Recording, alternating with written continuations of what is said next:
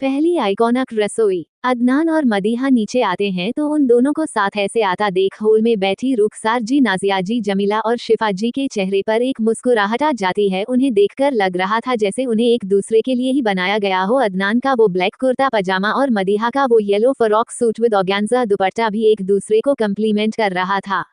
वो दोनों नीचे आए तो रुखसार जी जो सोफे पर बैठी थी, उन्होंने बड़े प्यार से उन्हें बुलाते हुए कहा, बेटा इधर आओ तुम दोनों। मदीहा ने एक नजर अदनान को देखा और फिर वो दोनों उनके पास गए तो रुखसार जी उन दोनों का सिर बारी बारी चूमते हुए कहती हैं, माशाल्लाह, दोनों को देखकर ऐसे लगता है जैसे एक दूसरे के लिए ही बनाया है। उनकी बात सुनकर अदनान हल्का सा मुस्कुरा देता है और मदीहा बस अपनी नजरें झुका लेती है। अब वो क्या ही कहती।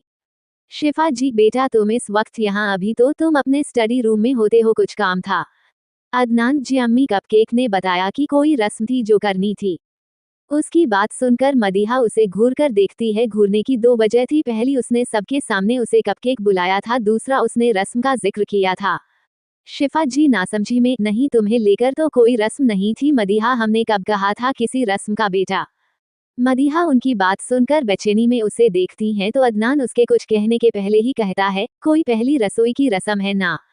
उसकी बात सुनकर रुखसार जी हंसते हुए कहती है, अरे बेटा वो तो लड़कियों की रस्में है, उसमें तुम्हारा कोई काम नहीं है।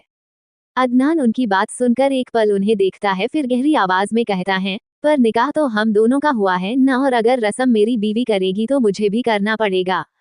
नाजिया जी उसे समझाते हुए, नहीं बेटा, ये रस्म लड़के नहीं करते, केवल लड़कियां करती है, और हम है ना, हम संभाल लेंगे, कर लेगी मदीहा, तुम फिक्र ना करो। ये कहते वक्त उनका ध्यान मदीहा पर ही था, जो जब से आई थी उसने उनकी तरफ देखा भी नहीं, जाहिर था वो नाराज थी।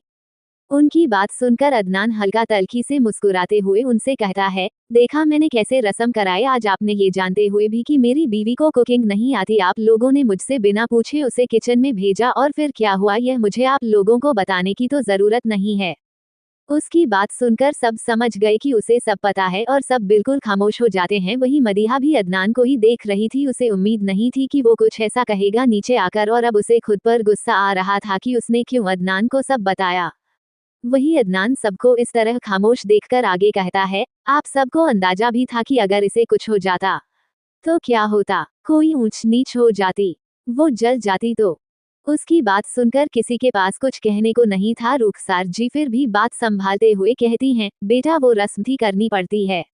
अदनान, बिल्कुल सही कहा आपने, रस्म थी, करनी तो पड़ती है। इतना कहकर वो मदीहा का हाथ पकड़कर उसे किचन की तरफ ले जाने लगता है तो शिफा जी कहती है, अरे बेटा तुम किचन में क्यों जा रहे हो उसे लेकर? अदनान, आप लोगों ने कहा ना कि रस्म है तो बस वही करने जा रहे हैं। उसकी बात सुनकर मदीहा के साथ साथ बाकी सबने भी उसे हैरान नजरों से देखा। शिफा जी, बेटा ये रस्म सिर्फ लड़कियां ही करती है। अदनान, क्यों? शादी सिर्फ इसकी हुई है अम्मी? नहीं ना, मेरी भी हुई है, तो बस हम मिलकर ही रस्म करेंगे। उसकी बात पर अब कोई क्या ही कहता, फिर भी एक आखिरी कोशिश करते हुए रुखसार जी कहती हैं, बेटा बस शीरखुरमा ही बनाना था, वो बना लेगी, देख लेंगे, हम औरतों का मामला है, तुम फिक्र ना करो। अदनान, नहीं दादी, जिस चीज में मेरी बीवी शामिल हो वो मेरा मसला भी है, और आप फिक्र ना करें, सिर्फ शीरखुरमा नहीं, हम आज का पूरा डिनर तैयार कर लेंगे। इतना कहकर वो मदीहा को किचन में ले जाने लगता है। वही मदीहा उसे हैरानी और गुस्से में घूर रही थी, मतलब कहाँ उसके लिए सिर्फ मीठा बनाना इतनी बड़ी मुसीबत थी, और कहाँ उसके शौहर ने पूरा खाना बनाने का जिम्मा ले लिया था। अदनान मदीहा को जैसे ही लेकर किचन में आता है, वो उससे अपना हाथ छुड़ाते हुए उसे घूर कर कहती हैं, यह क्या क्या बकवास करके आए हैं आप बाहर, अब कैसे नजरें मिलाऊंगी मैं बाकी सब से? और सारा खाना यहाँ, मुझे एक डिश में मौत आ रही थी और आप सारा खाना बनाने की बात कर रहे हैं।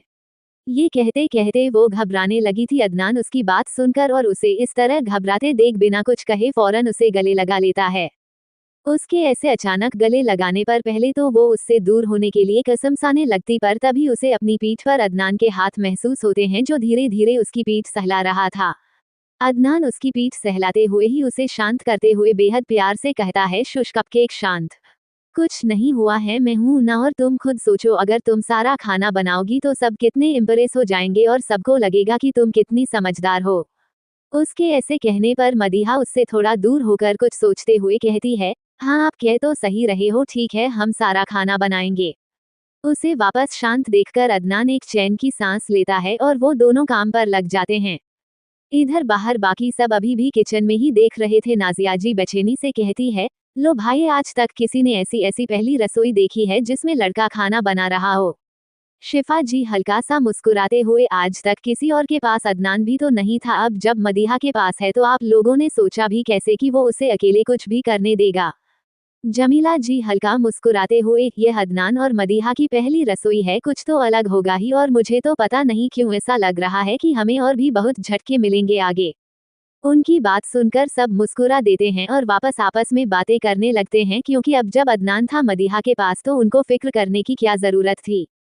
इधर किचन में अदनान बड़ी फुर्ती से काम कर रहा था किसी प्रोफेशनल की तरफ, और मदीहा को भी इंस्ट्रक्शंस दे रहा था। गैस पर दूध उबल रहा था शीरखुरमे के लिए। मदीहा जो सब्जियां धो रही थी, उन्हें धोने के बाद अदनान से कहती है, अब क्या करूं मैं।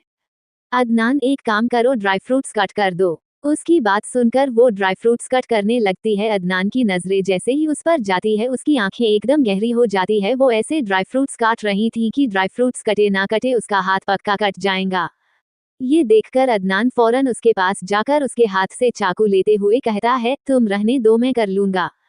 मदीहा वापस चाकू लेते हुए चिढ़कर, वापस दीजिए मुझे, मैं कर लूंगी। सब समझ आ रहा है मुझे, आप चाहते हैं कि सारा काम मैं आपको करने दूं, फिर बाहर जाकर आप कहेंगे कि सब आपने किया है और मैं आलसी हूँ। दीजिए मुझे, कर लूंगी, मैं बच्ची नहीं हूँ। उसकी बात सुनकर अदनान का दिल चाह रहा था कि वो उसका सिर फोड़ दे, मतलबी ये लड़की कभी उसे एक पल के लिए भी सही नहीं समझ सकती। कहाँ वो उसके लिए दुनिया से लड़ने के लिए तैयार है, और कहाँ ये जो उसे बिना कुछ सोचे समझे हर बार कटघरे में खड़ा कर देती है। पर अदनान को अच्छे से पता था कि इस बेवकूफों की सरदार को कैसे हैंडल करना है, इसलिए वो बेहद नर्म लहजे में कहता है, देखो ये सब तो असिस्टेंट के काम है, मेन कुक तो बड़े बड़े काम करता है, तुम भी बड़े बड़े काम करो, ये सब तो मैं कर लूंगा, नॉर्मल चॉपिंग है। मदीहा दिलचस्पी से, अच्छा तो बड़े कुक क्या करते हैं। ये कहते हुए उसकी पकड़ चाकू पर कमजोर हो गई थी, जिस बात का फायदा उठाकर अदनान फौरन उसके हाथ से चाकू लेकर उसे थोड़ा दूर करते हुए आगे कहता है, तुम एक काम करो, वो जो दूध बॉइल्ड हो रहा है ना, उसमें जाकर स्पून चलाओ ताकि वो जल ना जाए। मदीहा कुछ सोचकर, सच्ची यह मैं शेफ का काम होता है।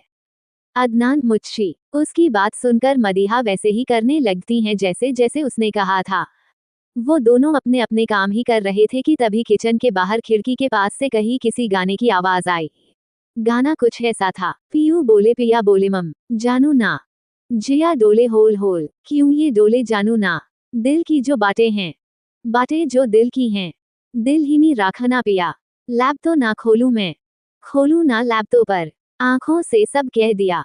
पीयू बोले पिया बोले, क्या ये बोले जानू ना, जिया डोले होल होल, क्यों ये डोले जानू ना, पीयू बोले पिया बोले, क्या ये बोले जानू ना, जिया डोले होल होल, क्यों ये डोले जानू ना। ये गाना सुनकर ना जाने क्यों अचानक मदीहा का ध्यान अदनान पर चला जाता है, जो अपनी कॉपिंग में बिजी था। उस तक गाने की आवाज जा भी नहीं रही थी, क्योंकि आवाज बहुत कम थी, सिर्फ मदीहा को सुनाई दे रही थी। वो बड़े गौर से अदनान को देख रही थी, या यूं कहूं कि आज पहली बार इतने ध्यान से उसे देख रही थी। आज पहली बार उसकी नजरें अदनान पर ठहरी थी, और बार बार उसके जहन में अदनान का उसकी मदद करने, उसका ख्याल रखना, उसे मनाना, ये सब चल रहा था। अभी उनकी शादी को ठीक से 2 दिन भी नहीं हुए थे, और उसने अदनान के ऐसे रूप देख लिए जो उसने कभी सोचे भी नहीं थे। वो तो उसे हमेशा से रूड खड़ूस स्ट्रिक्ट एकडू ही समझती थी, पर यह अदनान तो बिल्कुल अलग था। एक नदी से मैंने पूछा, इटाला के जल्दी कहा, दूर तेरे पाई का घर है। बल खा के जल्दी कहा। थोड़ा वो घबराई, थोड़ा सा शर्माई, उछली यहाँ से वहां। सागर से मिलाने का उसाका तो सपना था मेरे, हाई तरह पिया। अदनान तो उल्टा हमेशा उसे हर मुसीबत से बचाता था, कभी उसने उसे गलत नजरों से नहीं देखा, ना झुआ उसकी मर्जी के बगैर। क्या वो समझे उसे गलत समझती रही है, उसके जहन में यही सब चल रहा था। पीयू बोले पिया बोले मम, जानू ना, जिया डोले होल होल, क्यों ये डोले जानू ना। वो अभी भी उसे देख ही रही थी कि तभी अचानक अदनान की नजरें भी उस पर गई, और उसे अपनी तरफ देखकर उसने फौरन नजरें हटा ली और अपने दिल के इन ख्यालों को वापस ताला चाबी लगाकर बंद कर दिया। ऐसे ही दोनों ने मिलकर पूरा खाना बनाया। अदनान उसे छोटे छोटे काम बताता और वो करती जाती। इस बीच वो उसे बार बार पूरा मैं कुक होने का फील दे रहा था। कुछ तेल में डालना होता तो उससे डलवाता, बाकी भी छोटे मोटे काम उससे कर ला रहा था, और वो मजे से कर भी रही थी। अब उसे यह इतना बुरा नहीं लग रहा था। ये पहली बार था जब वो किचन में आई थी, वरना उसके सारे काम कोई ना कोई कर देता था। यूं ही लाडली नहीं थी वो सबकी। कुछ देर बाद फाइनली उनका खाना बन गया तो मदीहा खुशी से कहती हैं, देखा बना लिया ना सारा खाना, कोई बड़ी बात थोड़ी है, मैं सब कर सकती हूँ। अदनान अपनी बोहे सिकोड़ते हुए, तुमने अकेले बनाया है ये? मदीहा जरा झेपते हुए, हाँ हाँ, आपने भी थोड़े असिस्टेंट वाले काम किए थे पर मैं कुक तो मैं ही थी। उसकी बात सुनकर अदनान बस नागवारी में अपना सिर हिला देता है। अब देखते हैं घर वालों का क्या रिएक्शन होगा इस पर। जारी है। You are so tempting. Hall में सहीर जी, जमाल जी और अजहन जब घर आते हैं तो सारी औरतों को ऐसे इत्मीनान से बैठा देख सहीर जी सोफे पर बैठते हुए कहते हैं, अरे भाई आज खाना नहीं मिलेगा क्या? नाजिया जी, भाई साहब आज तो आपको स्पेशल खाना मिलेगा, स्पेशल लोगों के द्वारा बनाया हुआ। जमाल जी, मतलब जमीला जी, भाई जान नया नवेला जोड़ा खाना बना रहा है किचन में। अजहर, नासमझी में आप क्या कह रही है अम्मी, कुछ समझ नहीं आ रहा, जरा साफ साफ कहिए। उसकी बात सुनकर रुखसार जी कहती है, अदनान और मदीहा खाना बना रहे हैं। उनकी बात सुनते ही वहां एक आवाज गूंजी। क्या ये सोफिया, उम्मीद और यास्मीन की आवाज थी जो अभी अभी वहां आई थी? सोफिया शिफा जी के पास उनके बगल में बैठते हुए पूछती है, क्या कहा आपने, दोबारा कहना अम्मी। क्या सच में भाई और मदीहा खाना बना रहे हैं? रुखसार जी, हाँ बेटा, आज की हवाए सिद्दीकी हाउस में कुछ अलग है। उम्मीद है अल्लाह भाई का तो ठीक है, पर अगर मदीहा बाजी खाना बना रही हैं फिर तो भूखे सोना पड़ेगा आज, क्योंकि कुछ सही सलामत प्लेट तक पहुंच जाए ये तो मुमकिन नहीं है। वो अभी कह ही रही थी अपनी धुन में कि उसने ध्यान ही नहीं दिया कि मदीहा और अदनान किचन से उनके पास आ गए हैं और मदीहा ने उम्मीद की सारी बातें सुन भी ली है। उम्मीद का ध्यान जैसे ही मदीहा पर जाता है वो झेपते हुए हकलाकर कहती हैं, आप भाभी, वो मैं तो मजाक कर रही थी ऐसे ही। उसकी बात सुनकर मदीहा अभी भी उसे घूरते हुए ही शिफा जी से कहती हैं, ताई अम्मी खाना बन गया है, डाइनिंग टेबल पर सर्व करवा दें। उसकी बात सुनकर शिफा जी फौरन कहती है, अरे बेटा तुम बैठो यहाँ, सबके साथ हम हैं ना, हम लगवा देंगे। अदनान बेटा तुम भी यहाँ बैठो आराम से, हम खाना लगवा देते हैं। उनके कहने पर मदीहा और अदनान वही बैठ जाते हैं बाकी सबके साथ और शिफा जी और नाजिया जे खाना लगवाने चली जाती है। मदीहा सोफिया और यास्मीन से कुछ बातें करने लगती है, वही अदनान अजहन के साथ कुछ डिस्कस कर रहा था। थोड़ी देर बाद खाना लग गया तो सब डाइनिंग टेबल पर बैठ जाते हैं। जैसे ही सब पहला निवाला खाया है उनकी आंखें हैरानी से बड़ी हो जाती है। वहीं मदीहा बड़ी उम्मीद से सबकी तरह देख रही थी रिव्यू सुनने के लिए, पर अदनान वो बड़े परसकून अंदाज में खाना खा रहा था, उसे जैसे कोई परवाह ही नहीं थी किसी की, उसे पता था अभी किया होगा। सहीर जी, वाह है क्या खाना है, इतना अच्छा खाना मैंने कभी नहीं खाया। जमाल जी, सच में भाईजान बहुत लजीज है। उम्मीद एक निवाला मुंह में डालते हुए, ये चिकन तो सबसे उम्दा है। सोफिया, नहीं ये बिरयानी है सबसे लजीज तो। वह है, मजा आ गया, मुझे यकीन नहीं हो रहा ये खाना घर पर बनाया है, बिल्कुल रेस्टोरेंट वाला टेस्ट है कसम से। ऐसे ही बारी बारी सब खाने की तारीफ करते हैं। मदीहा मुस्कुराते हुए सबको देख रही थी, सबको ऐसे अपनी तारीफ करता देख उसका दिल खुश हो गया था। वो एक नजर अदनान की तरफ देखती है तो उसका मुंह वापस बन जा रहा था। वो बिना किसी भाव के खाना खा रहा था, अपने उसे किसी की तारीफों की फिक्र नहीं थी। रुखसार जी, जो भी कहो, दोनों बच्चों ने बहुत ही अच्छा खाना बनाया है। अदनान जो अब तक खामोश था वो अपनी गहरी आवाज में कहता है, ये खाना मैंने नहीं, कपकेक ने ही बनाया है खुद, मैंने बस उसे इंस्ट्रक्शंस दिए हैं। मेरी बीवी बहुत टैलेंटेड है, इसलिए आज के बाद आप लोग उसे किसी से भी कम आंकना बंद कर दें। उसकी बात सुनकर किसी को यकीन नहीं हो रहा था कि खाना मदीहा ने खुद बनाया है, पर अदनान कभी झूठ नहीं बोलता था, किसी सबको भरोसा करना पड़ रहा था। वही मदीहा हैरानी से अदनान को ही देख रही थी, क्योंकि आज उसने झूठ बोला था, वो भी उसके लिए। खाने के बाद सभी उसे गिफ्ट्स देते हैं तो मदीहा मुस्कुराते हुए सारे गिफ्ट ले देती, वो बहुत खुश थी सबसे अपनी तारीफें सुनकर। इधर दूसरी तरफ एक हवेली में एक आदमी खिड़की से बाहर की तरफ देख रहा था। उसकी उम्र करीब 28-29 साल होगी। तभी उसके पीछे एक 24-25 साल का आदमी खड़ा होकर सिर झुकाए ही घबराते हुए कहता है, भाई।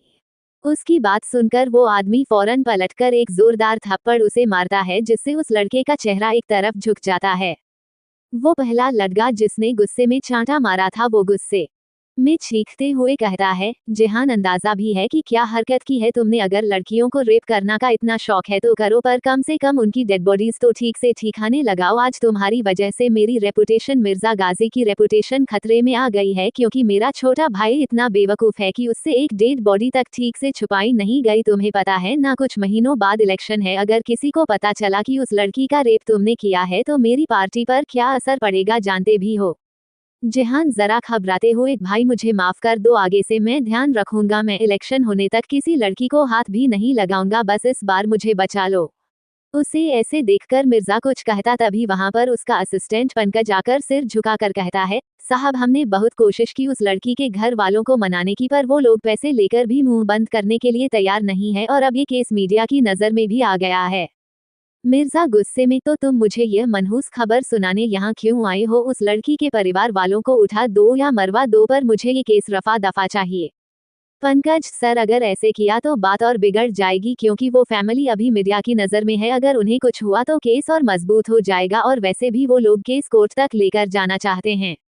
मिर्जा कुछ सोचकर, ठीक है उन्हें कोर्ट में जाना है ना, तो ले जाने दो, क्या कर लेंगे, ना पावर है ना पैसा, जितने भी वकील इस देश में मौजूद है सबको ऑर्डर दे दो, कोई भी वकील उनका केस नहीं लड़ेगा, और पुलिस वालों को कहकर सारे सबूत बदलवा दो, कोई भी सबूत मेरे भाई के खिलाफ नहीं होना चाहिए, समझे? पंकज जी साहब हो जाएगा, पर हाँ एक वकील है अदनान सिद्दीकी, वो बड़ा संकी आदमी है, उसके आगे किसी की नहीं चलती, पूरे सिस्टम को खरीदने की ताकत रखता है, कहने को सिर्फ वकील है पर पावर बहुत है उसके पास। मिर्जा, हाँ सुना तो है मैंने भी, यह नाम बहुत चर्चा में रहता है, खैर उस जैसा इतना बड़ा वकील कहा इन गरीबों का केस लड़ेगा तो फिक्र करने की जरूरत नहीं है, जितना कहा है उतना करो। उसकी बात सुनकर पंकज वहां से चला जाता है और मिर्जा जेहान की तरफ देखकर आगे कहता है, अब तुम इलेक्शन तक सिर्फ घर में रहोगे, तुम्हें दारू लड़की सब इधर ही मिलेगा, पर तुम कहीं नहीं जाओगे, समझे? उसकी बात सुनकर जेहान फौरन हाँ कर देता है, उसके पास कोई और ऑप्शन भी नहीं था। इधर मदीहा सोफिया और यास्मीन से कुछ बातें कर कर जैसे ही कमरे में आई और दरवाजा लगाकर वो अभी ठीक से पलटी भी नहीं थी कि किसी ने उसे दरवाजे से लगा दिया।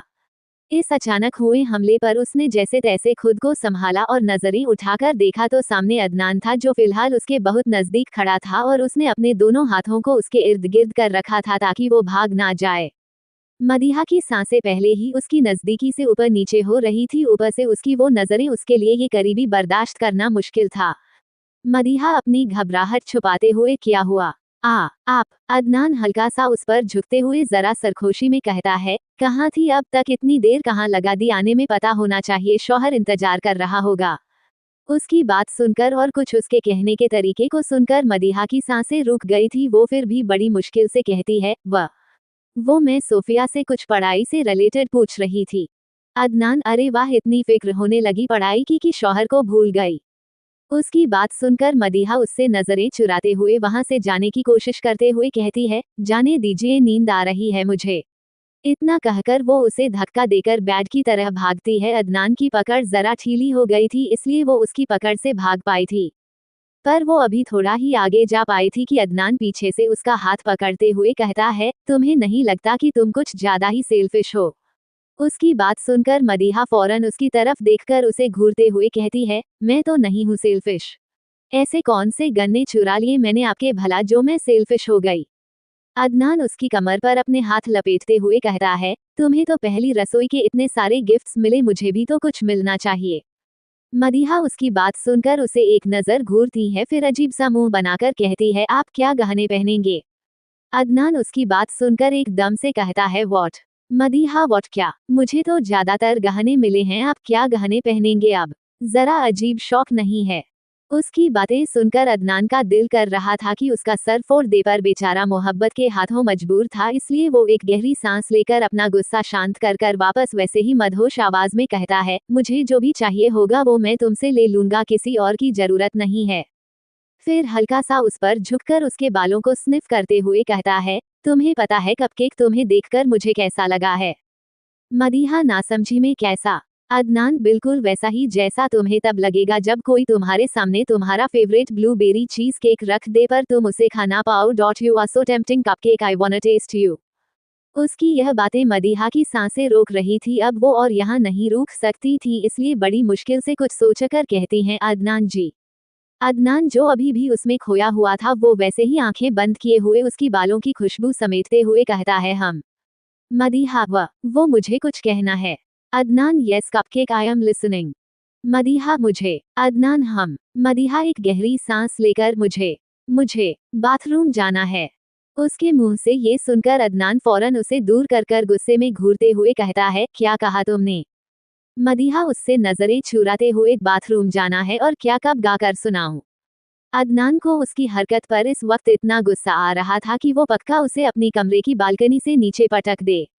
अदनान, दफा हो तुम यहाँ से अभी के अभी। उसकी बात सुनकर वो फौरन वहाँ से भाग जाती है। और यहाँ अदनान गुस्से में खुद से कहता है, जानबूझकर करती है ये सब कुछ, इसे पता है कि मुझे गुस्सा आएगा, मेरे पेशेंस टेस्ट करती है, फिर भी cupcake, why the hell are you so irritating. आहे है। अब भाई मदीहा तो हो गई, फिर देखते हैं आगे क्या होगा।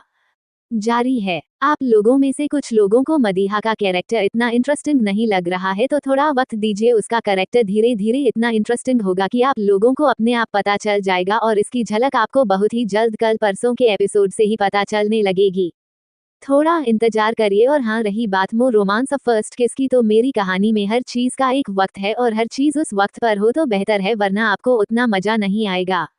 जारी है। मदिया द साइक्लोन। मदीहा करीब 1 घंटे तक बाथरूम में बंद रही, पर जब उससे और सब्र नहीं हुआ तो उसने हल्का सा दरवाजा खोलकर झांक कर देखा तो कमरा खाली था। वो समझ गई जरूर अदनान स्टडी रूम में होगा। अपनी फाइलों के बीच सही मौका देखकर वो फौरन बाथरूम से बाहर आए और बेड पर कंबल में घुसकर खुद को पूरी तरह कवर कर लिया और कुछ देर ऐसे यहाँ वहाँ की बातें सोचने के बाद उसे नींद भी आ गई। आज वो वाकई बहुत थक गई थी।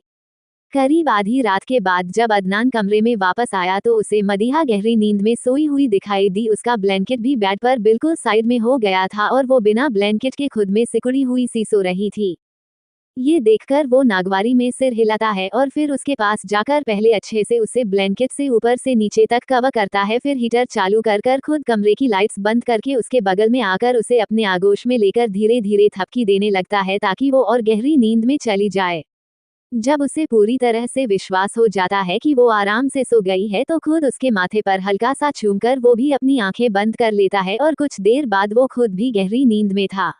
अगली सुबह आज अदनान खुद काफी जल्दी उठ गया था। कुछ इम्पोर्टेंट काम थे आज उसे निपटाने के लिए। मदीहा की जब आंख खुली तो उसकी नजर अदनान पर गई जो लगभग तैयार था। वो खुद अलसपन से उठी, पर जैसे ही उसकी नजर घड़ी पर गई तो वो लगभग चिल्लाते हुए कहती है, आपने उठाया नहीं, मुझे मेरा कॉलेज है, यूनिवर्सिटी जाना है। इतना कहते कहते वो नींद में ही लड़खड़ाते हुए बेड से उठ गई थी, पर ठीक से बैलेंस ना होने के कारण वो गिरने वाली थी। पर उससे पहले ही अदनान ने उसे पकड़ सीधे खड़ा किया और सख्ती से बोला, क्या तरीका है, अभी गिर जाती तो, और तुम आज यूनिवर्सिटी नहीं जाओगी।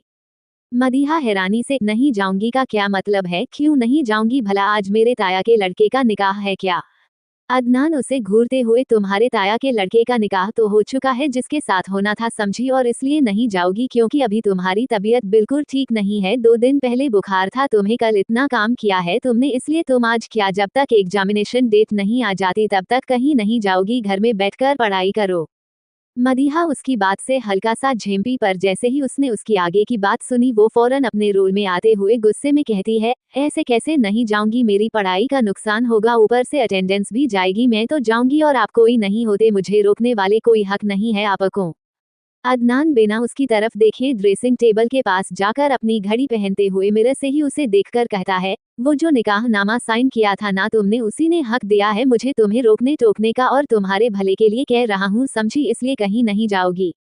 मदीहा पैर पटकते हुए उसके पास आती है और दोबारा वैसे ही गुस्से में कहती है, अब आपका ज्यादा हो रहा है, मेरे अब्बू ने भी कभी इतनी रोक टोक नहीं लगाई जितनी आप लगाते हो, और हाँ, मैंने कह दिया ना कि मैं जाऊंगी तो मैं जाऊंगी, रोक कर दिखाए, आपकी बातें मानती हूँ, इसका मतलब यह नहीं है कि आपसे डरती हूँ, वो तो इज्जत करती हूँ मैं आपकी, और यह जो आप हुक्म सुनाकर चले जाते हैं ना कहीं की शहंशाह नहीं है, आप इंसान ही है नॉर्मल, खुद को ज्यादा तुल्लम खां ना समझा करिए, और मुझ पर तो हुक्म आप चलाइएगा भी मत बिल्कुल, वरना ये जो पहले आप कमरे से दफा करते करते थे ना, अब मेरा भी इस कमरे पर राइट है, दफा कर दूंगी आपको यहाँ से, फिर होल में सोइएगा और लोगों को जवाब भी देते रहना। अदनान उसकी बातें सुनकर अपनी आंखें सिकुड़ते हुए उसे जानलेवा नजरों से देखकर कहता है, कुछ ज्यादा ही ब्रेव नहीं बन गई हो तुम, मेरा डर खत्म हो गया है। मदीहा, हाँ हो गया खत्म, क्या करेंगे, वही अपनी घिसी पिटी छत से नीचे पटकने की धमकी देंगे, रहने दीजिए, बोर हो गई हूँ मैं सुन सुनकर, कुछ नया और इनोवेटिव डायलॉग लाइए।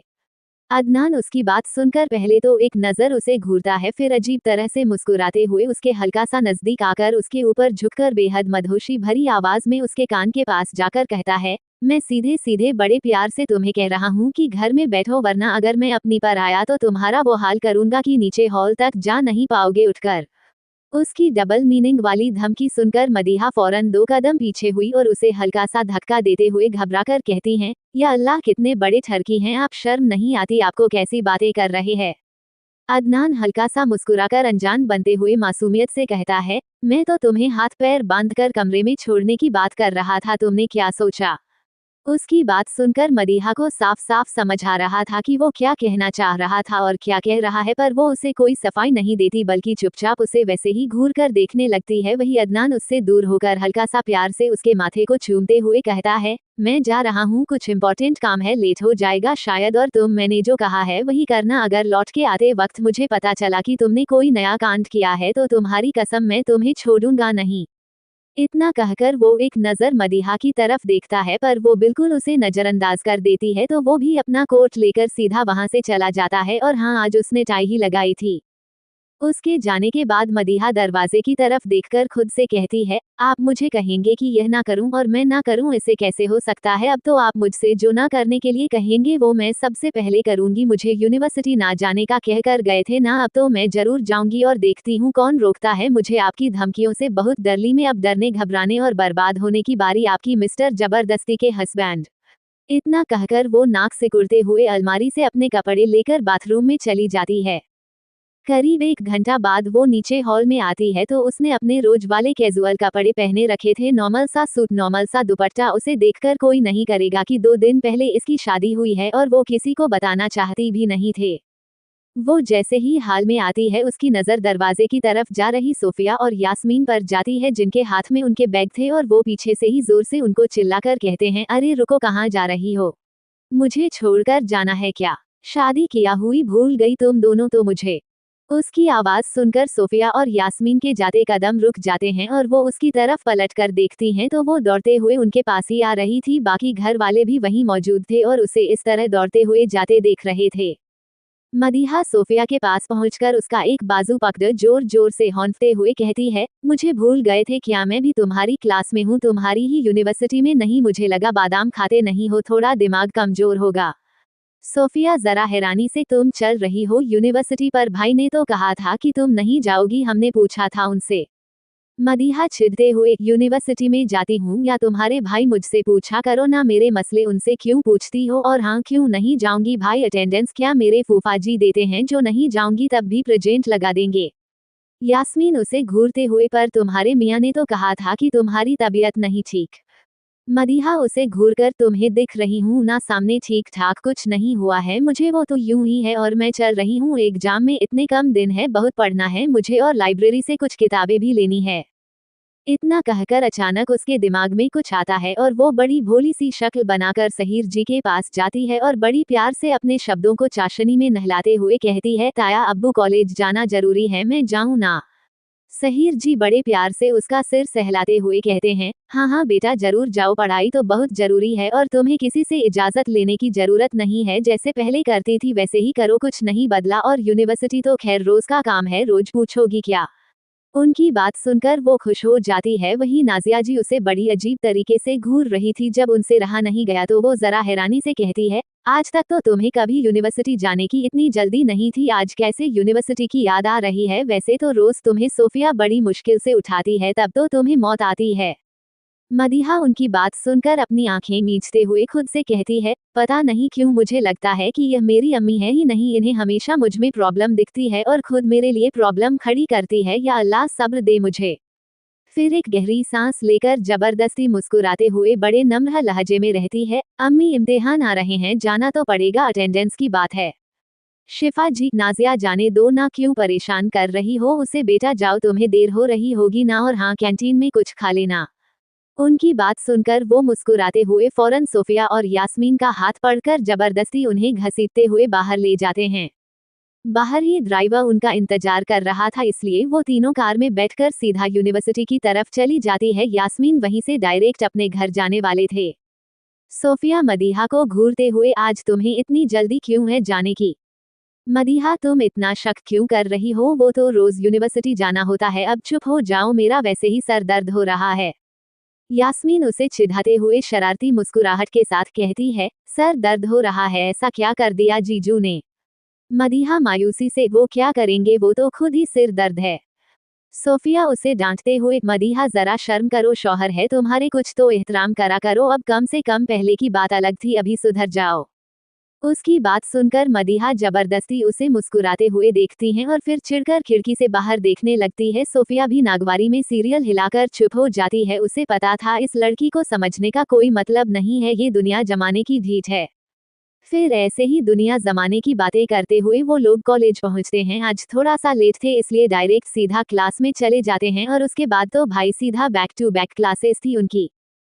करीब दोपहर के वक्त तीनों की तीनों थक हार कर कैंटीन में आती है और अपने अपने ऑर्डर कर कर कैंटीन की टेबल पर ही सिर्फ टिककर आंखें बंद कर कर बैठ जाती हैं। वो बहुत थक गई थी, आज एग्जाम पास आने वाले थे तो प्रेशर भी ज्यादा था, पढ़ाई का भी और प्रोफेसर्स का भी। मदीहा अभी आराम से आंखें बंद करे बैठी थी कि तभी उसे किसी की चिल्लाने की आवाज आती है। वो आंखें खोलकर चिढ़ते हुए देखती हैं तो सामने जारा खड़ी थी। याद होगी ना आपको, काफी वाली जारा। उसे देखकर मदीहा को अदनान का उस पर कॉफी फेंकना याद आता है और वो अपनी चेयर से खड़ी होकर सबसे पहले सोफिया और यास्मीन को देखती हैं, क्योंकि उन्हें इस बारे में कुछ नहीं पता था और उसे यही डर था कि उन्हें पता भी ना चल जाए, वरना तो सोफिया डांट डांट कर उसके कान फाड़ देगी। वही जारा गुस्से में उस पर चिल्लाते हुए कहती, तुम्हें पता भी है तुम्हारी वजह से मुझे कितनी चोट लगी थी, मैं 2 दिन तक डर्मेटोलॉजिस्ट के चक्कर काट रही थी अपनी स्किन को लेकर, बेवकूफ लड़की। उसके ऐसे चिल्लाने पर कैंटीन में मौजूद सभी लोग उन्हें देखने लगते हैं। वही मदीहा तिरछी नजरों से सोफिया और यास्मीन को देख रही थी, क्योंकि उसे पता था अब वो कोई भी चीज छुपा नहीं पाएगी, पर फिर भी कोशिश करने के लिए जारा को देखकर जरा प्यार से उसे शांत करते हुए कहती हैं, जारा जरा शांत हो जाए, हम बैठकर बात करते हैं ना, इतना चिल्लाने की क्या बात है, मेरे कान ठीक ठाक है, मुझे सब सुनाई देता है, हम बैठकर बात करते हैं, देखिए सब हमें ही देख रहे हैं। जारा गुस्से में, देखेंगे क्या, सब हमें सुनेंगे भी, जो हरकत तुमने की है ना उसके लिए तो सबको सुनना भी चाहिए। तुम जैसी बेवकूफ लड़की ने पहले मुझे खुद घर पर बुलाया और उसके बाद तुमने मेरे ही अदनान को जरूर मेरे खिलाफ भड़काया होगा जो उसने ऐसी हरकत करी, वरना वो कभी मेरे ऊपर कॉफी नहीं फेंकता। उसकी उलट पटांग बातें सुनकर मदीहा का मन तो कर रहा था कि वो उसका सिर फोड़ दे, पर फिर भी वो कोशिश कर रही थी किसी तरह अपना गुस्सा शांत करने की, क्योंकि पता था उसे इन सब में सबसे ज्यादा गलती शायद उसी की है। वही सोफिया को जब कुछ समझ नहीं आया और उससे रहा नहीं गया तो वो मदीना को देखकर उससे पूछती है, यह क्या कह रही है, और भाई ने कब कॉफी फेंकी, तुम मुझे साफ साफ बताओगी कुछ? मदीहा, मैं तुम्हें बाद में बताती हूँ, अभी तुम चुप रहो। इससे आगे वो कुछ कहती उससे पहले ही जारा उससे घूरकर कहती है, तुम क्या बताओगी, मैं बताती हूँ ना, तो सुनो, तुम्हारी इस बेवकूफ बहन ने पहले मुझे खुद घर बुलाया ये कहकर कि अदनान मुझसे शादी करना चाहता है, उसके बाद न जाने इसने अदनान को मेरे खिलाफ क्या भड़काया जो वो मुझ पर गुस्सा करने लगा और उसने मुझ पर कॉफी फेंक दी और इस बेवकूफ लड़की को खुद के लिए पसंद कर लिया। मेरा दिल चाह रहा है इसका गला घोंट दूं मैं। उसकी बात सुनकर सोफिया मदीहा को बुरी तरह घूरते हुए कहती है, ये बकवास जो कह रही है ये सच है तो तुम मुझे कब बताने वाली थी इस बारे में, जरा कुछ बकोगी। जारा मदीहा को देखकर, तुम्हें तो मैं छोड़ूंगी नहीं, तुम्हारा वो हाल करूंगी कि लोग देखते रह जाएंगे। तुम्हें पता है तुम जैसी चीप लड़कियां जिनके पास कोई टैलेंट नहीं है, ये जो भोली सी शक्ल है ना तुम्हारी, इसमें लोगों को फंसाना आता है तुम्हें। मुझे तो लगता है तुम्हारे पेरेंट्स ने भी तुम्हें यही सिखाया। इससे आगे वो कुछ कह पाती उससे पहले ही उसके चेहरे पर किसी ने कॉफी फेंकी और इस बार यह मदीहा थी, जिसका गुस्सा उसके आपे से बाहर हो चुका था। जारा को तो 1 मिनट के लिए समझ नहीं आया कि हुआ क्या, क्योंकि इस बार काफी जरा ज्यादा गर्म थी पिछली बार से और उसे बहुत तकलीफ हो रही थी। वो कुछ रिएक्ट करती उससे पहले ही उसके कानों में मदीहा की गुस्से से भरी आवाज आई, ऐसा है, जब तक तुम मेरे बारे में कह रही थी ना तो मैं चुपचाप सुन रही थी, क्योंकि मुझे पता था कि गलती मेरी है, पर तुम्हें मेरे अम्मी अब्बू को इन्वॉल्व नहीं करना चाहिए था, क्योंकि तुम्हारी इतनी औकात नहीं है कि तुम उन्हें इन्वॉल्व करो।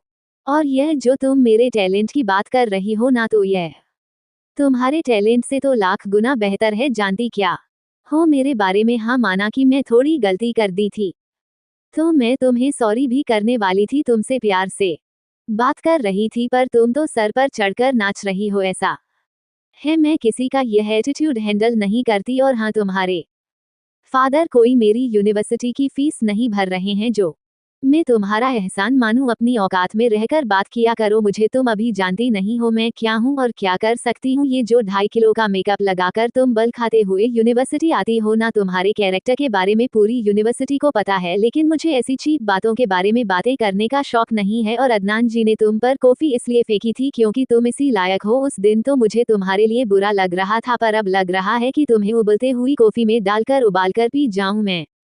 वहां मौजूद सभी लोग आंखें फाड़े उसे देख रहे थे और कैंटीन में एकदम शांति छा गई थी। मदीहा बहुत शांत लड़की थी, वो कभी किसी से लड़ती नहीं थी और लड़ना तो दूर की बात, वो किसी से बात भी नहीं करती थी। सोफिया के अलावा किसी ने कभी नहीं सोचा था कि उसका गुस्सा इतना तेज है। कुछ हैरानी तो सोफिया और यास्मीन को भी हुई थी। आज उन्हें मदीना में अदनान की झलक दिख रही थी, क्योंकि वो मुंह से कितना भी गुस्सा कर ले पर ऐसा कुछ कभी नहीं कर सकती थी। वो लोग अभी शौक में ही थे कि तभी उनके कानों में एक बार दोबारा मदीहा की गुस्से भरी आवाज आई, जो जारा से ही कह रही थी, तुम्हें पता है मुझे ना अब खुद पर ही गुस्सा आ रहा है कि मैंने तुम जैसी लड़की को सेलेक्ट किया था। और क्या कहा तुमने कि मैंने अदनान जी को तुम्हारे खिलाफ भड़काया है? ऐसा है, मेरे पास फालतू टाइम नहीं है जो मैं तुम पर बर्बाद करूं, और अगर होगा भी ना तो उस फालतू टाइम में मैं अपनी किताबें पढ़ना पसंद करूंगी, लेकिन तुम्हारे बारे में सोचना और डिस्कशन करना पसंद नहीं करूंगी। इतनी इम्पोर्टेंट नहीं हो तुम मेरी जिंदगी में जो मैं तुम्हारे बारे में दूसरों को भड़काती फिरूं। और हाँ, जिस इंसान का नाम तुम अपने साथ जोड़ने की कोशिश कर रही हो ना, उसकी जूती के बराबर भी नहीं हो तुम। अदनान सिद्दीकी तुम जैसी लड़कियों की तरफ देखता तक नहीं है, और गनीमत है कि उस दिन छोड़ दिया उन्होंने तुम्हें, वरना तुम्हारा वो हाल करते कि किसी और को पसंद करने लायक नहीं बचती। और आज के बाद अगर तुमने उनका नाम भी अपनी जुबान से लिया तो तुम्हारी जबान खींचूंगी, वो बात अलग है, और लेकिन इसी यूनिवर्सिटी की बिल्डिंग से तुम्हें नीचे पटक दूंगी। और उसके बाद अगर मर्डर चार्जेस भी लगेंगे ना तो मुझे कोई प्रॉब्लम नहीं है। क्या है ना, मेरे लिए केस लड़ने वाला तैयार है और उसके आगे कोई और केस लड़ नहीं पाता। अब पहली फुर्सत में यहाँ से दफा हो, वरना अभी कॉफी फेंक कर चेहरा बिगाड़ा है, इसके आगे हड्डियां भी तोड़कर तुम्हारा स्ट्रक्चर बिगाड़ दूंगी। उसकी बातें सुनकर जारा के पास कुछ कहने करने के लिए नहीं था। वो गुस्से से जरूर मदीहा को घूर रही थी, पर वो बिना कुछ कहे वहां से चली जाती है। वहीं मदीहा नॉर्मल चेयर पर बैठकर एक सांस में पूरी बोतल पानी पीते हुए थोड़ा शांत हो रही थी। तभी सोफिया उससे पूछती है, अब तुम मुझे चुपचाप बताओ कि यह क्या कांड किया तुमने। अब मदीहा को भी पता था कि सोफिया और यास्मीन तब तक शांति से नहीं बैठेंगे जब तक उन्हें सब कुछ ना बता दे, इसलिए वो गहरी सांस लेकर एक ही बार में उन्हें पूरी कहानी सुना देती है। और वो दोनों आंखें फाड़े उसे देखने लगती है। मतलब उन्हें यकीन नहीं हो रहा था कि उनके सामने बैठी लड़की यकीनन इतनी बेवकूफ है, या अल्लाह मियाँ से दिमाग देना भूल गए थे और उसकी जगह भी जवानी दे दी जो इतनी तेज चलती है। यास्मीन, तुम्हारा दिमाग खराब है। तुम्हें क्या लगता है अदनान सिद्दीकी के पास लड़कियों की कमी है? सही कहते हैं वो, तुम हो ही बेवकूफ। सोफिया बेवकूफ नहीं, निहायती बेवकूफ। मदीहा उसे कुछ कहती उससे पहले वहां पर एक पियून आकर कहता है, आप सब में से मदीहा कौन है? उन्हें प्रिंसिपल ऑफिस बुलाया है। इतना कहकर वो वहां से चला जाता है और यहाँ मदीहा, सोफिया और यास्मीन की सांस जैसे रुक जाती है। उन्हें पता था अब क्या होने वाला है।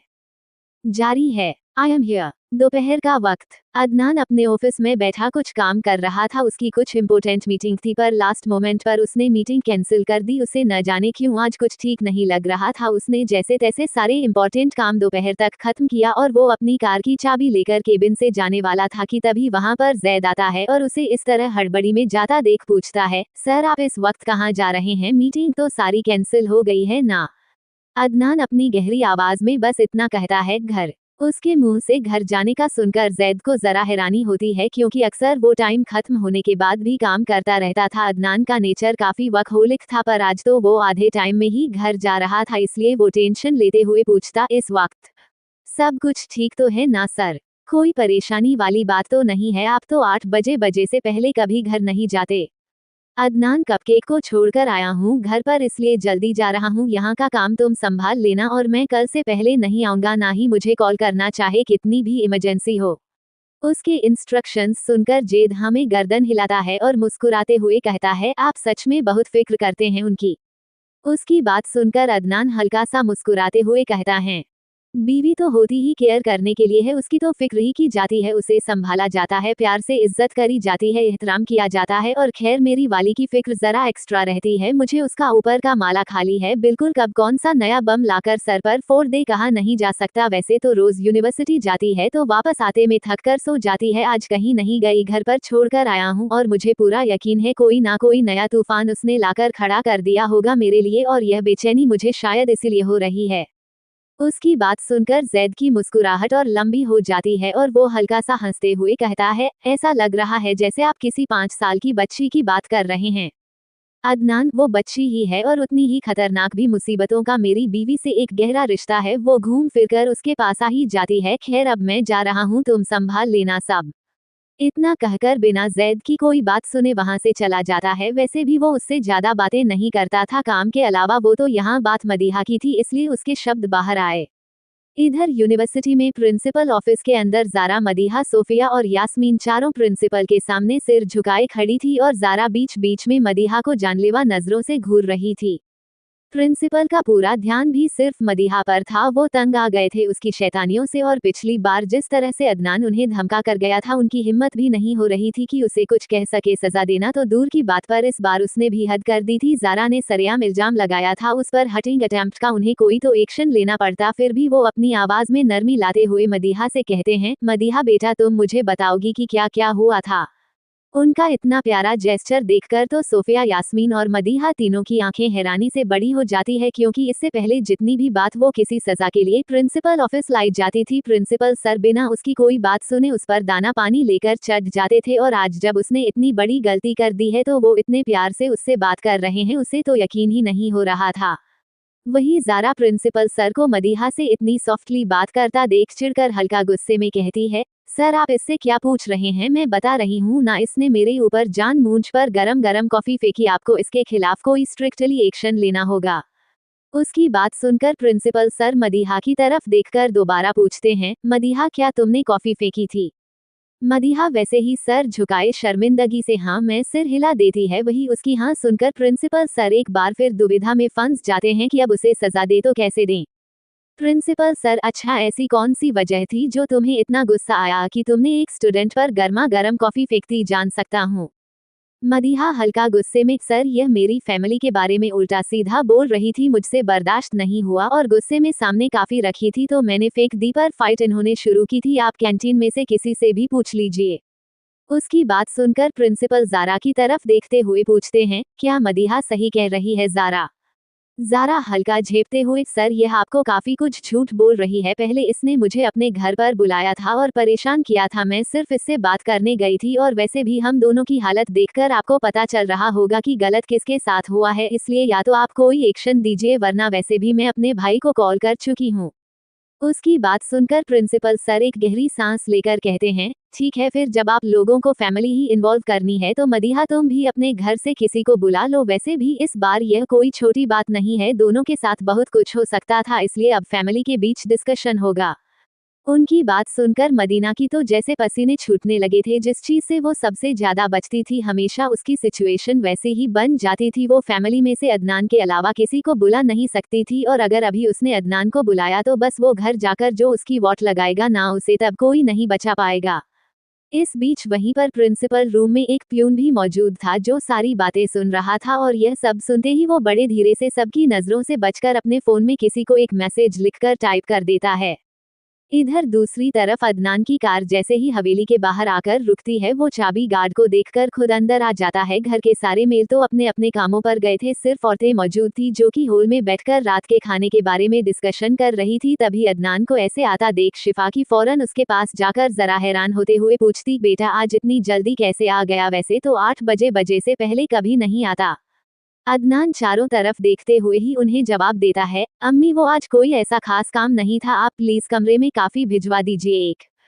इतना कहकर वो सीधा कमरे में चला जाता है, क्योंकि उसे नीचे तो कहीं मदीहा की मौजूदगी महसूस नहीं हुई, तो उसे लगा कि जरूर वो कमरे में सो रही होगी, इस वक्त अक्सर वो सो जाया करती थी।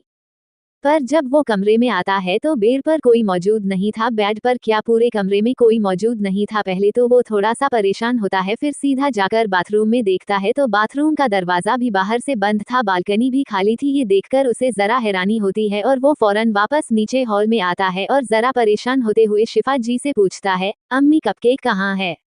दिखाई नहीं दे रही कहीं। शिफा जी हल्का हैरान होते हुए, कहाँ है का क्या मतलब है? यूनिवर्सिटी गई है सोफिया और यास्मीन के साथ, भूल गया है क्या? तेरी बीवी यूनिवर्सिटी में भी पढ़ती है और यह उसकी यूनिवर्सिटी का ही टाइम है। उनकी यह बात सुनकर तो अदनान की आंखें गुस्से से लाल हो जाती हैं और चेहरा पूरा काला पड़ जाता है। वो किसी तरह अपने गुस्से को शांत करने के लिए अपनी हाथों की मुठ्ठियां बनाता है और 1 मिनट के लिए अपनी आंखें बंद कर दोबारा आंखें खोलकर दांत पीसते हुए कहता है, किससे पूछकर गई है वो यूनिवर्सिटी? अभी भी उसकी आवाज में गुस्सा, सख्ती और ठंडापन साफ साफ महसूस हो रहा था, जो सिर्फ शिफा जी को नहीं, हॉल में मौजूद बाकी सबको भी महसूस हुआ। और उसे गुस्से में देखकर शिफा जी हल्का सा समझाते हुए कहती है, पर बेटा यूनिवर्सिटी तो वो रोज जाती है, ऐसे कब तक तुम्हारी इजाजत लेगी? और तुम तो खुद उसे पढ़ाते हो ना, तो फिर मसला क्या है? और तुम्हारे अब्बू से इजाजत लेकर गई है। अदनान अपनी वही सख्त आवाज में कहता है, मसला यह है कि मैं उसे मना किया था जाने के लिए, मैंने अभी तबीयत ठीक नहीं है उसकी और आप लोगों ने भेज दिया यूनिवर्सिटी उसे। उसकी बात सुनकर इस बार नाजिया जी कहती है, अदनान बेटा फिक्र ना करो, ठीक है, वो बुखार परसों ही उतर गया था और आती ही होगी अभी। उनकी बात सुनकर वो कुछ कहता उससे पहले ही रुखसार जी कहती है, शिफा बेटा एक काम करो, जरा फोन लगाओ, लड़कियों को 1 घंटा होने को आया है, यूनिवर्सिटी छूटे घर आने में तो आधा घंटा ही लगता है, रास्ते में है क्या? उनके कहने पर शिफा जी फोन करती या कुछ कहती उससे पहले ही अदनान बाहर की तरफ जाते हुए कहता है, रहने दे, मैं खुद ले आऊंगा अपनी बीवी को। इतना कहकर वो तेजी से बाहर आ जाता है और घर वाले उसे देखते रह जाते हैं। सब लोग उसकी ओवर प्रोटेक्टिवनेस समझ रहे थे। इधर अदनान गुस्से में ही बाहर आता है और जैसे ही कार में बैठकर कार स्टार्ट करने वाला होता है, तभी उसके फोन पर बीप की आवाज के साथ एक नोटिफिकेशन आता है। वो फोन चेक करता है तो उसके पास किसी नंबर से एक मैसेज था और जैसे ही वो उस मैसेज को पता है, उसकी आंखें गुस्से में बड़ी हो जाती है और वो कसकर अपनी आंखें बंद कर बड़ी मुश्किल से कुछ के इमोशंस को कंट्रोल करने की कोशिश करता है। पर जब कुछ नहीं होता तो वो दोबारा कार स्टार्ट करते हुए खुद से कहता है, तुम मिलो मुझे, आज मैं तुम्हें सीधा पंखे से ही लटकाऊंगा। अब तक उसकी कार भी स्टार्ट हो गई थी तो वो उसे सीधा सड़कों पर दौड़ा देता है। कुछ देर बाद इधर प्रिंसिपल ऑफिस में सब मौजूद थे, तभी दरवाजा खुलता है और वो 23-24 साल का लड़का अंदर आता है। उसे देखकर जारा जरा हैरान होकर उसके पास जाकर कहती हैं, जिहान भाई आप यहाँ? मैंने तो मिर्जा भाई को बुलाया था। जिहान उनके पास और भी बहुत काम है, तुम्हारी प्रॉब्लम नहीं सुलझाते रहेंगे और मैं हूँ यहाँ, तो चुप रहो। वो दोनों फुसफुसा ही रहे थे कि तभी प्रिंसिपल सर की आवाज आती है, मिस जारा ये कौन है? जारा सर यह मेरे भाई है जिहान गाजी। उसकी बात सुनकर प्रिंसिपल सर हाँ में सिर हिलाते हैं और मदीहा को देखकर पूछते हैं, मदीहा आपके फैमिली मेंबर कहाँ है? उनके कहने पर जिहान का ध्यान भी उस पर जाता है तो बस अटक ही जाता है। वो बड़ी अजीब नजरों से उसे देख रहा था पर किसी ने इस बात पर ध्यान नहीं दिया। यहाँ मदीहा सिर झुकाए अपनी उंगलियों को आपस में उलझा रही थी। अब जब उसने किसी को बुलाया नहीं था तो कोई आता कैसे, पर यह बात वो प्रिंसिपल को कैसे बताती? वही उसे ऐसे खामोश देखकर प्रिंसिपल दोबारा पूछते हैं, क्या हुआ? मदीहा कहाँ है तुम्हारे घर वाले? वो कुछ कहती उससे पहले ही दरवाजा एक बार और खुलता है और कोई अंदर आता है और अपनी गहरी आवाज में कहता है, आई एम हियर। जब सब दरवाजे की तरफ देखते हैं तो सबके एक्सप्रेशन अलग अलग थे। जहां सोफिया और यास्मीन की आंखों में हैरानी था, वहीं मदीहा की आंखों में डर, तो प्रिंसिपल की आंखों में घबराहट और जारा की आंखों में हवस और ना जाने क्यों पर जिहान की आंखों में बेचैनी। जारी है, किया होगा मडिया का। आप लोगों में से बहुत लोगों को मुझसे जरा शिकायतें हैं तो मैंने सोचा जरा आज बात कर लेते हैं। सबसे पहली बात, आप लोगों को लगता है मैं छोटे चैप्टर अपलोड करती हूँ। मैं आप लोगों को बता दूं कि मेरा हर चैप्टर एक लिस्ट 2500 शब्द का होता है, जिसे लिखने में और एडिट करने में मुझे 2 से 3 घंटे लगते हैं और आप लोग सिर्फ इतना लिखकर चले जाते हैं कि चैप्टर छोटा था। मुझे लगा आपको शायद पता नहीं है कि छोटा चैप्टर क्या होता है, इसलिए आज का चैप्टर पढ़कर आपको पता चल जाएगा कि छोटा चैप्टर क्या होता है। दूसरी बात, आप में से कुछ लोगों को 1-2 चैप्टर बोरिंग लगे तो भाई तूफान से पहले शांति होती है, इसलिए जरा सब्र करना करो।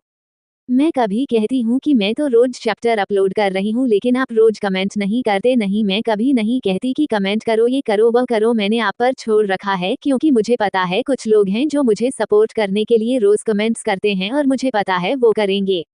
इस स्टोरी को शुरू हुए 1 महीने से ज्यादा हो गया है और आज तक मैं डेली चैप्टर डाल रही हूँ, एक दिन भी स्किप नहीं किया। मेरी तबीयत खराब होती है तब भी मैं चैप्टर लिखती हूँ, क्योंकि मुझे पता है कि जब कोई मस्त मनपसंद चीज नहीं मिलती तो कितना बुरा लगता है।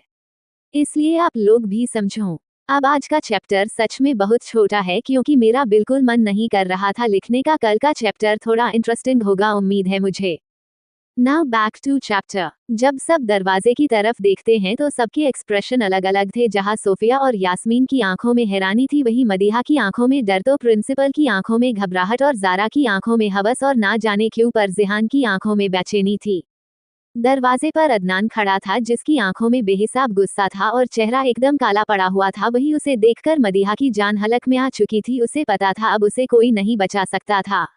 वही अदनान बड़े रोब के साथ चलकर अंदर आता है तो उसे देखकर प्रिंसिपल घबराते हुए जबरदस्ती मुस्कुराते हुए कहता है, सरा, आप यहाँ। अदनान प्रिंसिपल के सामने खड़ा होकर बेहद रौब से कहता है, जी मैं मदीहा को लेने आया हूँ। यूनिवर्सिटी का टाइम तो ओवर हो चुका है, फिर जान सकता हूँ क्यों रोक रखा है इसे यहाँ। उसके पूछने पर प्रिंसिपल कुछ कहता उससे पहले ही जारा उसके पास जाकर भोली सी शक्ल बनाते हुए कहती है, अदनान जी आपको पता है इसने मुझे इतनी बातें सुनाई और मेरे ऊपर कॉफी भी फेंकी सबके सामने। और इससे आगे वो कुछ कह पाती उससे पहले ही अदनान उसे घूरते हुए कहता है, don't you dare to take my name again. उसकी इतनी खतरनाक आवाज सुनकर जारा की जैसे रीढ़ की हड्डी कांप गई थी, फिर भी वो दोबारा वैसे ही कहती हैं, मिस्टर सिद्दीकी, मदीहा ने मुझे हट करने की कोशिश की है। उसकी बात सुनकर अदनान बिना उसकी तरफ देखे मदीहा के पास जाकर उसके सामने खड़ा हो जाता है, जो सिर झुका खड़ी थी। पहले कुछ पल तो वो कुछ नहीं कहता, फिर अपनी गहरी आवाज में कहता है, did she hurts your cupcake. उसके सवाल पर मदीहा फौरन उसकी तरफ देखती है, नजरें उठाकर। उसे यकीनन इस सवाल की उम्मीद नहीं थी। वो हैरान नजरों से उसे देख रही थी। तभी अदनान दोबारा पूछता है, cupcake, tell me, did she hurts you. इस बार उसकी आवाज में गुस्सा था, जिसे सबने महसूस किया। मदीहा भी एक सांस लेकर डरते हुए ही कहती हैं, इसने अम्मी अब्बू को अब्यूज किया और बोला कि मैं किसी काम की नहीं हूँ, मुझमें कोई टैलेंट नहीं है। ये कहते हुए उसकी आंखें नम थी। वो इसलिए नहीं रो रही थी क्योंकि जारा ने उसे बुरा बोला, उसे बुरा इसलिए लग रहा था कि जारा ने उसके अम्मी अब्बू को बुरा बोला। अदनान जो उसकी बातें सुन रहा था, उसका चेहरा बिल्कुल गुस्से में लाल हो चुका था। वो आंखें बंद कर कर खुद को शांत करता है, फिर मदीहा के सिर पर बड़े प्यार से हाथ रखकर हल्का सा सहलाते हुए कहता है, डोंट क्राई बच्चा, आई एम हियर। उसे इस तरह इतने प्यार से मदीहा को शांत कराता देख जारा चिढ़ जाती है और नाराजगी से अदनान से कहती है, गलत इसने किया है और आप इसे डांटने के बजाय शांत करा रहे हैं। उसकी बात सुनकर अदनान, जिसका पूरा ध्यान मदीहा पर था, वो चिढ़ते हुए कहता है, तुमने अगर अब एक शब्द भी अपनी इस इरिटेटिंग आवाज में बोला तो ट्रस्ट मी, कुछ और बोलने लायक नहीं रहोगी। उसकी आवाज में ठंडापन सुनकर वो एकदम चुप हो गई और वही जिहान, जो अभी तक अदनान की प्रेजेंस में काफी छोटा फील कर रहा था, जरा हिम्मत कर कर अकड़ते हुए कहता है, तुम्हारी हिम्मत कैसे हुई मेरी बहन से ऐसे बात करने की तुम। इससे आगे के शब्द उसके हल्क में ही रह गए। जब अदनान ने उसे इस कदर जानलेवा नजरों से देखा तो और वो डर के मारे कुछ कह ही नहीं पाया। आज तक उसे अपने भाई से भी इतना डर नहीं लगा था जितना अपने सामने बैठे उस शख्स से लग रहा था। वही अदनान उसे पूरी तरह से इग्नोर करके लेकर जाने लगता है। तभी प्रिंसिपल बड़ी हिम्मत कर कर कहता है, सर आप ऐसे नहीं जा सकते, जारा ने कंप्लेन किया है मदीहा के खिलाफ, जब तक वो सॉर्ट आउट नहीं हो जाता आप नहीं जा सकते। उनकी यह बात सुनकर अदनान गुस्से में एक नजर उस प्रिंसिपल को देखकर है, फिर अचानक मुस्कुराते हुए बड़े स्टाइल से उनके सामने वाली चेयर पर बैठकर अपने एक पैर पर दूसरा पैर रखते हुए अपनी गहरी आवाज में कहता है, बिल्कुल सही कहा आपने, तो क्यों ना यही अदालत लगा ली जाए, पेश कीजिए अपना मुकदमा, हम भी तो सुन जरा। उसके कहने का तरीका बड़ा सार्कास्टिक था, जो प्रिंसिपल भी समझ रहे थे। फिर भी वो कहते हैं, जारा ने कहा है कि मदीहा ने जारा पर कॉफी फेंकी है और अपने घर बुलाकर भी परेशान किया है। उनकी बात सुनकर मदीहा फौरन कहती हैं, इन्होंने पहले मुझे कैंटीन में परेशान किया था और मेरे अम्मी अब्बू को भी बहुत कुछ कहा। उसकी बात सुनकर फौरन जारा कहती है, पर तुमने मुझे अपने घर बुलाकर परेशान भी तो किया था। उसकी यह बात सुनकर अदनान फौरन कहता है, अच्छा तो क्या सबूत है तुम्हारे पास कि तुम हमारे घर आई थी? तुम्हारे इस भाई को पता है? उसकी यह बात सुनकर जारा हैरानी भरी नजरों से कहती है, यह आप कैसे कह सकते हैं, आप भी तो थे वहां और आपने भी तो मेरे ऊपर कॉफी फेंकी थी। उसकी बात सुनकर अदनान हल्का सा मुस्कुराकर कहता है, लगता है आपको कॉफी बहुत पसंद है, खैर मुझे तो याद नहीं कि आप कभी हमारे घर आई हो, मैं तो आज आपको पहली बार देख रहा हूँ। उसने इतनी सफाई से झूठ बोला था कि किसी को उस पर शक हो जाए यह मुमकिन नहीं था और ज़ारा भी बिल्कुल चुप थी क्योंकि उसके पास कोई गवाह नहीं था और वो हैरान भी थी कि अदनान झूठ बोल रहा है। वही अदनान अपनी जगह से उठते हुए कहता है, बहुत वक्त बर्बाद कर लिया आप लोगों ने हमारा, अब हमें चलना चाहिए और प्रिंसिपल सर आपको आपका रेजिग्नेशन लेटर जरूर मिल जाएगा। इतना कहकर वो अपनी जगह से उठकर मदीहा के पास जाता है और उसका हाथ पकड़कर सीधा बाहर की तरफ ले जाता है। वही प्रिंसिपल अभी भी शॉक में था। सोफिया और यास्मीन भी जल्दी जल्दी उनके पीछे जाते हैं। इधर ज़ारा गुस्से में ही जेहान से कहती है, भाई आपने कुछ कहा क्यों नहीं, इतनी पावर है हमारे पास तब भी आप कुछ नहीं कर पाए, इससे अच्छा तो मैं मिर्जा भाई को बुला लेती। जेहान जरा खोए हुए अंदाज में, पता नहीं क्यों मुझे ऐसा लग रहा है जैसे मैंने इसे कहीं देखा है और यह कोई नॉर्मल इंसान नहीं है। और रही बात लड़ने की या पावर का इस्तेमाल करने की, तो तुम्हें भी पता है इलेक्शन आने वाले, अभी हम कोई भी उल्टा सीधा स्टेप नहीं ले सकते समझी, और इतना बड़ा कोई मसला था नहीं जितना बड़ा तुमने बना दिया, अब चलो घर। इतना कहकर वो उसे वहां से ले जाता है। इधर अदनान मदीहा को घसीटते हुए लेकर जा रहा था। उसकी पकड़ जरा सख्त थी और उसका चेहरा गुस्से में लाल हो रखा था। मदीहा उसे आवाज लगा रही थी पर मजाल है जो वो रुक जाए। तभी सोफिया और यास्मीन दौड़ते हुए उसके सामने आकर रुकते हैं और हौंकते हुए कहते हैं, भाई आप। अदनान उनकी बात काटते हुए सख्त आवाज में कहता है, बाहर ड्राइवर है उसके साथ घर जाऊं मैं और कपकेक शाम तक आएंगे। उसकी बात सुनकर वो कुछ और कहने ही हालत में नहीं थे, इसलिए चुपचाप वहां से चले गए। और यहाँ मदीहा अदनान की पकड़ से अपना हाथ छुड़ाने की कोशिश करते हुए कहती है, छोड़िए मुझे, आप क्या कर रहे हैं। पर अदनान बिना कुछ सुने उसे घसीटते हुए बाहर ले जाता है। जारी है। बाकी सबका भी बहुत बहुत शुक्रिया मुझे इतना सपोर्ट और प्यार देने के लिए। Now back to chapter. Adnan गुस्से में मदीहा को घसीटते हुए यूनिवर्सिटी के बाहर लाता है। इस बीच वो बहुत कोशिश कर रही थी उससे अपना हाथ छुड़ाने की, पर अदनान की पकड़ मजबूत थी। पर इतने गुस्से में होने के बाद भी जिस तरह से उसने मदीहा का हाथ पकड़ रखा था, मदीहा को दर्द नहीं हो रहा था। वो उसे जबरदस्ती गाड़ी में बिठाता है और खुद ड्राइविंग सीट पर बैठकर तेजी से गाड़ी स्टार्ट करता है। मदीहा डर से कांप रही थी। अदनान उसकी तरफ देख तक नहीं रहा था पर वो उसका गुस्सा समझ रही थी। अदनान एकदम से गाड़ी की स्पीड बढ़ा देता है और ये देखकर मदीहा बिल्कुल सीट से लगते हुए डरकर कहती है, अदनान जी प्लीज स्पीड कम कीजिए। पर अदनान उसकी बात को इग्नोर कर स्पीड और तेज कर देता है। वो तो गनीमत थी कि उसका कॉलेज जरा कंट्री साइड पर हाईवे के पास था, तो वहाँ एक दो कार ही और चल रही थी, वरना आज अदनान उसे सीधा जन्नत में ही ले जाता। अदनान को स्पीड कम ना करता देख मदीहा एक बार और कहती हैं, अदनान जी प्लीज कार रोको, मुझे नहीं जाना आपके साथ। रोको, मैं अम्मी से आपकी शिकायत करूंगी। रोको। ये कहते कहते उसकी आंखों से आंसू उसकी गाल तक आ चुके थे। उसे अदनान की खामोशी बुरी तरह डरा रही थी। इधर अदनान को जैसे कुछ सुनाई ही नहीं दे रहा था। वो उसकी तरफ देख तक नहीं रहा था और गुस्से में उसने कार की स्पीड बिल्कुल फुल कर दी और मदीहा की सांसें जैसे रुक सी गई। उसका रोना और तेज हो चुका था और उसकी पकड़ अपनी सीट पर कस गई थी। उसे सीट बेल्ट लगाने तक का वक्त नहीं दिया था अदनान ने। अब तक उनकी कार हाईवे पर काफी आगे निकल गई थी। यह हाईवे बड़ा खतरनाक था क्योंकि यहाँ दोनों तरफ खाई थी। अदनान तेजी से ही ड्राइव कर रहा था, तभी एकदम से एक मोड़ आता है और मदीहा डरकर अपनी आंखें बंद कर लेती है। उसे अब यकीन हो गया था कि वो अब नहीं बचने वाली नहीं है। पर अदनान एकदम शांत था। वो फौरन एक टर्न लेता है जिससे गाड़ी थोड़ी दूर जाकर झटके के साथ रुकती है और मदीहा का सिर डेशिक बोर्ड से लगते लगते रुकता है।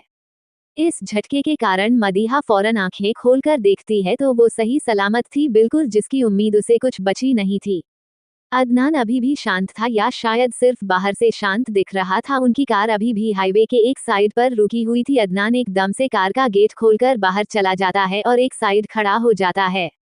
मदीहा अभी भी अपने उस पागल शौहर को देख रही थी जो किसी सनकी आदमी से कम नहीं लग रहा था उसे। उसके हिसाब से उसने कोई इतना बड़ा कांड भी नहीं किया था। उसे अदनान का रिएक्शन काफी ज्यादा ओवर लग रहा था।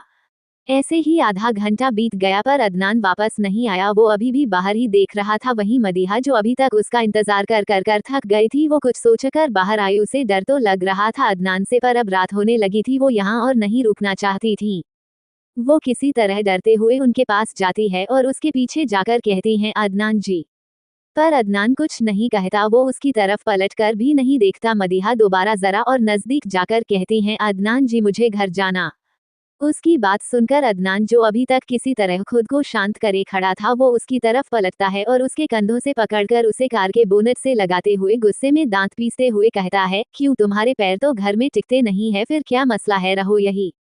उसके गुस्से को देखकर मदीहा जरा डरते हुए कहती है, आप ओवरएक्ट कर रहे हैं, मुझे जाना है, प्लीज घर चले ना आप।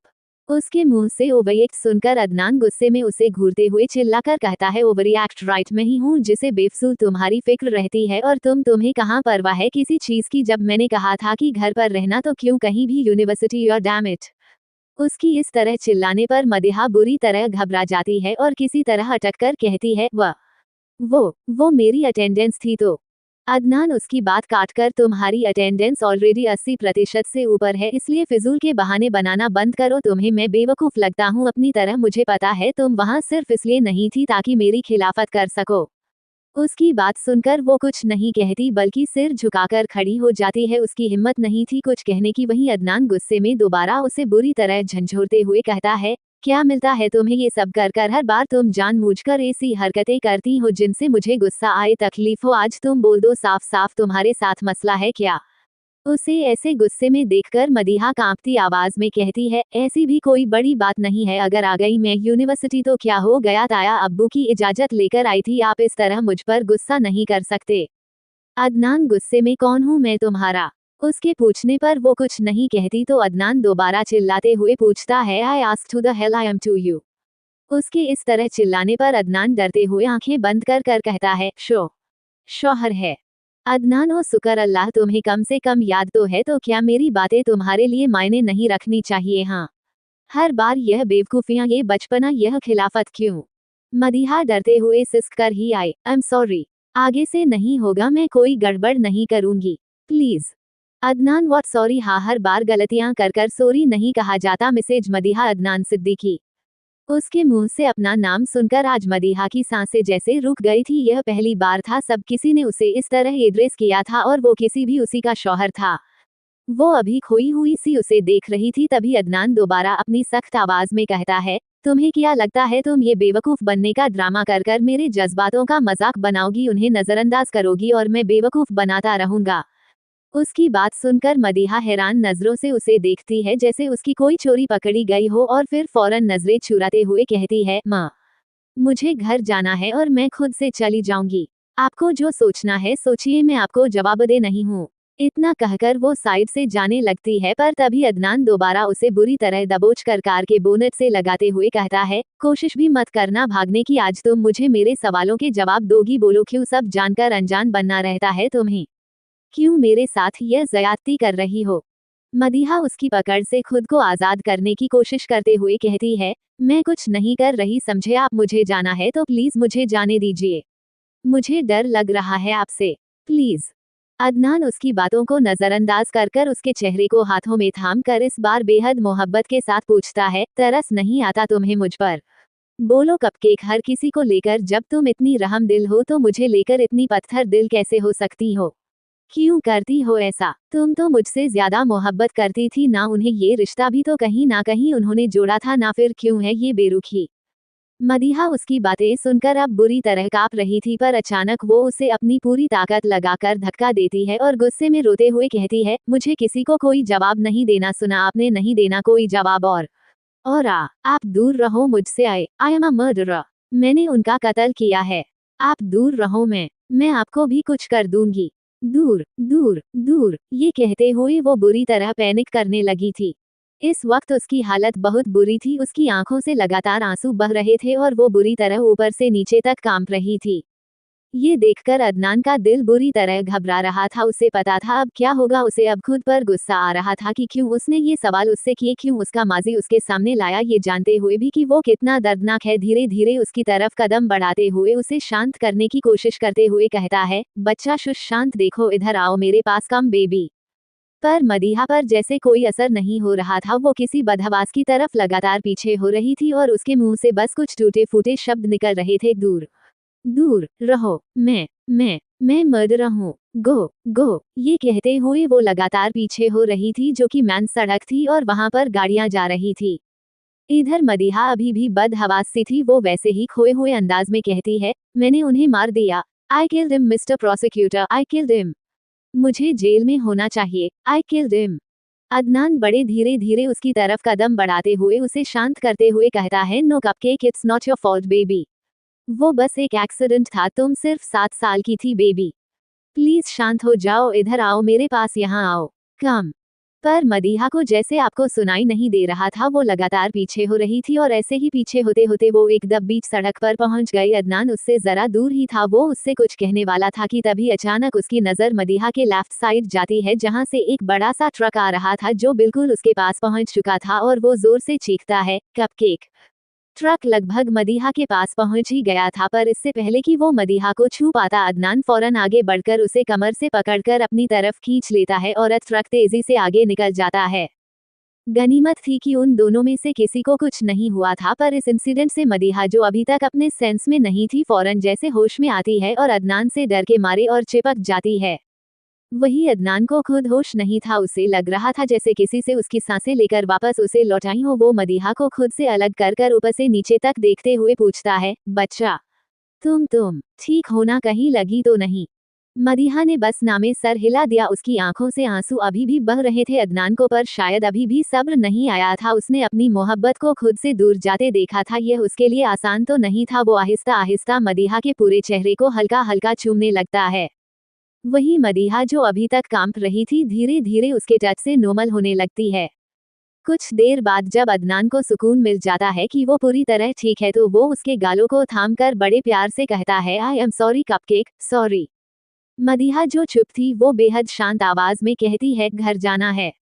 उसकी बात सुनकर अदनान फौरन उसे बाहों में उठाता है और गाड़ी के पास बिठाकर खुद पैसेंजर सीट पर बैठकर कार स्टार्ट करता है।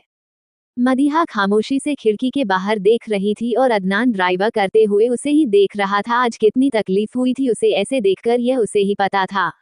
वो हंसती खेलती मुस्कुराती हुई मदीहा तो एक छलावा था जो वो लोगों को दिखाती थी, हकीकत में तो वो अंदर तक बिल्कुल टूटी हुई है। वो राज जो उसके अंदर दफन है, उससे सिर्फ अदनान ही तो वाकिफ है, बाकी कोई नहीं जानता कि कितने जख्म है उसके अंदर। वो नादानियां, वो शरारतें, सब सिर्फ एक छूट है लोगों को दिखाने के लिए कि वो बिल्कुल ठीक है, पर हकीकत में वो कितनी ठीक है ये सिर्फ अदनान ही जानता था। उसकी मोहब्बत कितनी तकलीफ में है ये सिर्फ वो जानता था, सिर्फ वो वाकिफ था अपनी मोहब्बत के उन गहरे राजों से जिनसे सब घरवाले अनजान थे। क्या है वो राज जो दफन है मदीहा के अंदर? कौन है वो जिसका